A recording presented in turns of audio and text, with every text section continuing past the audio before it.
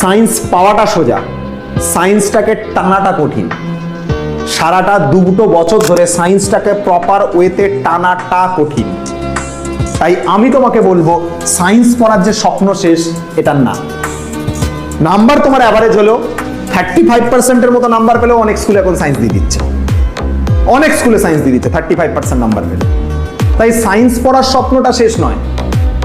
Science যদি তুমি নাও, সায়েন্সটাকে টানতে পারবে তো প্রপার ওয়েতে, বাড়িতে ঠিকঠাক ভাবে পরিশ্রম করবে তো, খাটবে তো, রোজের পড়া রোজ করবে তো। সোমনাথের সাথে যদি পড়ো, আমার সাথে যদি পড়ো, আমি যেরকম বলবো সেরকম যদি শুনে চলো, 11 এবং 12-এ তুমি রেজাল্ট এমন তৈরি করবে সবার মুখ বন্ধ করে দেবে, সবাইকে চুপ করিয়ে দেওয়ার মতন রেজাল্ট করবে। আমার কথা মেনে চলবে তো? যদি চলতে পারো তাহলে সায়েন্স নাও। যদি হার্ডওয়ার্ক করতে পারো, আমার কাছে নাই বা পড়লে, হার্ডওয়ার্ক করতে পারো, সঠিক ওয়েতে পরিশ্রম করতে পারো, যদি করতে পারো তাহলে সায়েন্স তুমি নাও, সায়েন্স তোমার জন্য। আর তুমি যদি ভাবো না একটা খারাপ হয়ে গেছে আমি আর কোনোদিনই কিছু পারবো না, তাহলে সায়েন্স তোমার জন্য নয়।